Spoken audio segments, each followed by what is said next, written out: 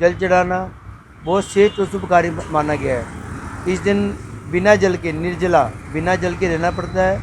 बिना जल के भगवान विष्णु की कथा करनी पड़ती है। चाहे ज्वेलरी की कितनी ही डिजाइन्स बदलें, लेकिन अगर कुछ नहीं बदलेगा तो वो है ग्राहकों का तनिष्क पर विश्वास। अब ब्यूटीफुल डायमंड ज्वेलरी सिर्फ 6000 से शुरू। Tanishq, India motor circle, Ajmer. आज 7 त्रिविध भगवान का विष्णु पुराण में कहा गया कि आज जेठ मास की शुक्ल पक्ष की निर्जला एकादशी है।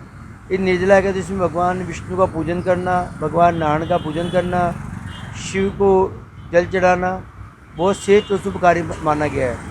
इस दिन बिना जल के बिना जल के रहना पड़ता है। बिना जल के भगवान विष्णु की कथा करनी पड़ती है, एकादशी कथा करनी पड़ती है। और उस पूजन के द्वारा आदमी के जो जन्म जन्मांतर के पाप हैं, शारीरिक, मानसिक, आर्थिक, वो रोग पीड़ाओं का नाश होता है और सभी संकटों का नाश होकर वह मनुष्य स्वर्ग, मोक्ष और वैकुंठ को प्राप्त होता है। इस दिन भगवान का पूजन कर विष्णु भगवान की एकादशी कथा का पूजन कर और ठंडे जल का और मीठे जल का वितरण किया जाता है। शरबत बना के ठंडा, दूध का शरबत बनाकर उसका वितरण किया जाता है। और भगवान शिव को देव स्थान में, देवालय में मटकी जल से भरी हुई भगवान को एक बीजना पंखा चढ़ाया जाता है।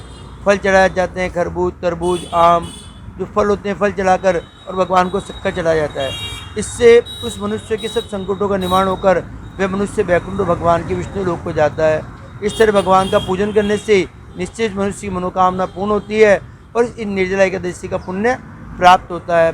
भगवान संध्या काल को भगवान विष्णु का पूजन कर 3 बार केशव, माधव, गोविंद का नाम लेकर जल का आचमन कर और संध्या काल को 3 बार आचमन करते तुलसी के जल का आचमन करता है। और दूसरे दिन प्रातःकाल दान धर्म कर पुण्य कर और भोजन प्रसादी को प्राप्त किया जाता है। ऐसा शास्त्रों में विध है कि आज बिना जल के भगवान विष्णु का एकादशी का पूजन किया जाता है।